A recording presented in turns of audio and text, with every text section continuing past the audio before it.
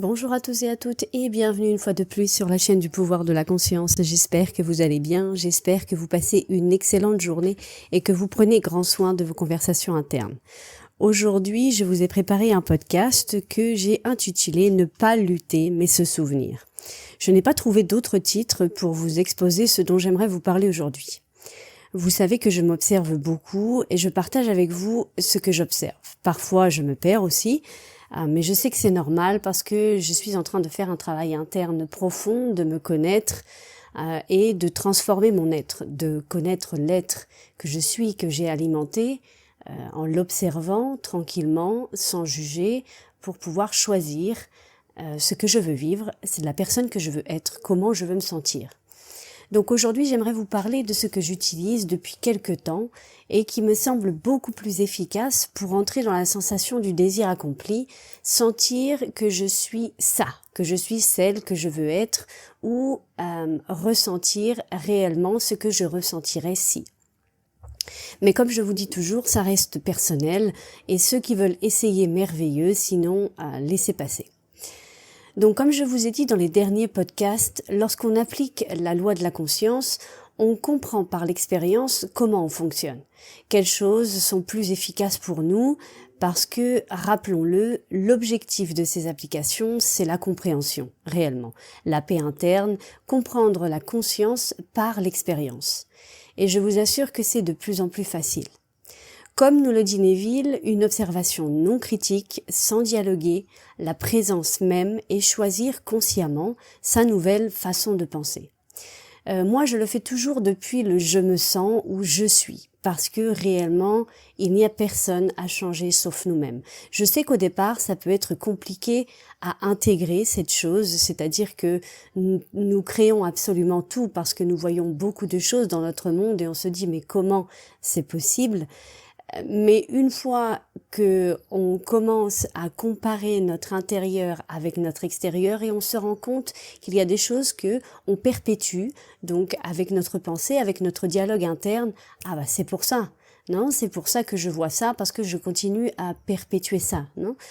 Et donc avec mon dialogue interne, bien sûr. Donc là, on se rencontre, on fait des associations, on regarde, on s'observe, et on se rend compte qu'effectivement, il n'y a personne à changer, sauf nous-mêmes. Donc à partir de ce moment-là, lorsque l'on revient à la présence et que l'on choisit, c'est beaucoup plus facile et réellement, c'est la loi de la conscience, je me sens où je suis. Donc pour moi, c'est un peu comme rendre les choses plus simples, parce que je suis pas en train de me battre ou de lutter, comme je vous dis dans le titre, avec l'extérieur. Mais c'est vrai que je ne vais pas vous mentir, quelquefois je me perds, je retombe dans les vieilles pensées, mais je sais que c'est juste une question de détermination et d'amour-propre, c'est-à-dire je peux réagir, je peux ressentir ces émotions, mais l'important c'est de ne pas rester attraper donc dans cette émotion et de commencer à avoir ces pensées intrusives, ok, même si des fois ça peut arriver bien sûr. Et pour moi, l'amour de soi, c'est justement ne pas dialoguer, me respecter et ne pas dialoguer avec ce qui ne m'apporte rien ou ce qui, je sais, va m'apporter plus de ce que je ne veux pas.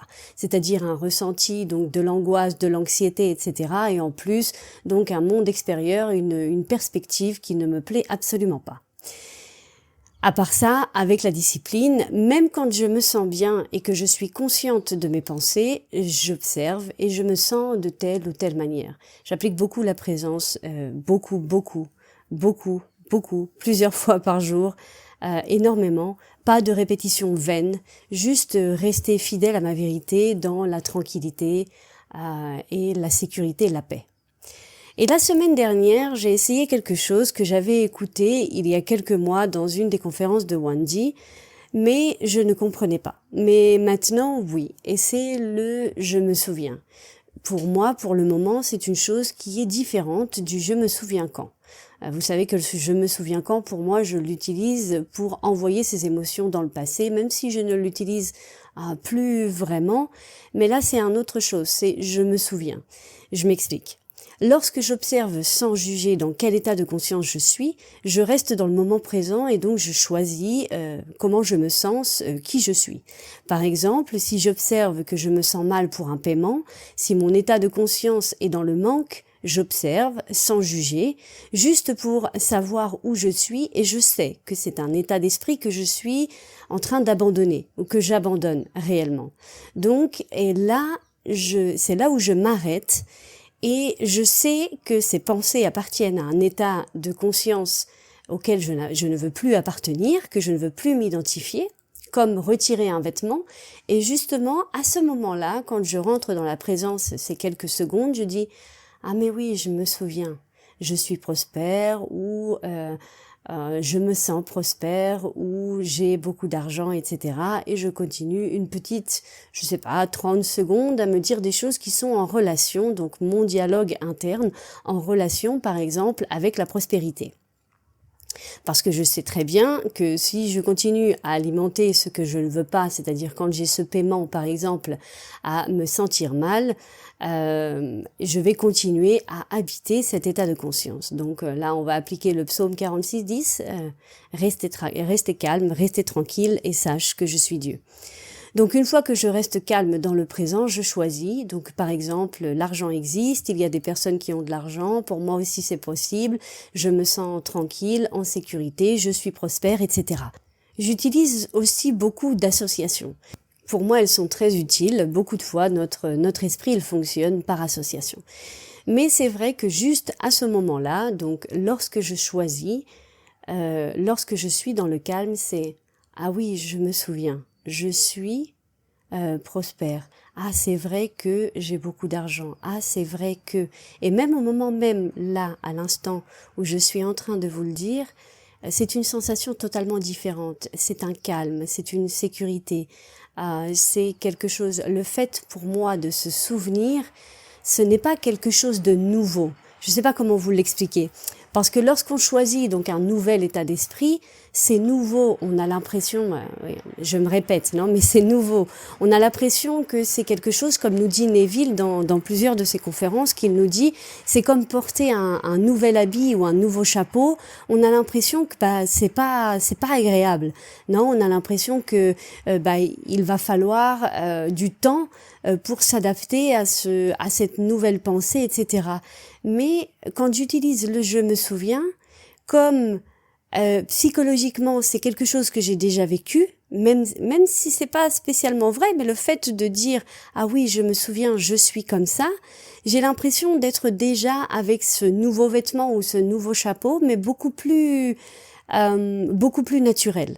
Donc c'est pour ça que je vous transmets cet outil ou cette idée que j'ai eue, parce que peut-être ça peut vous servir. Alors je sais que ça peut sembler difficile au départ, je le sais, mais vraiment avec la persévérance, l'écoute de soi, c'est vraiment très important et ça vous facilitera la tâche. Surtout que pour moi, s'il n'y a pas d'écoute de soi, on va répéter des cycles.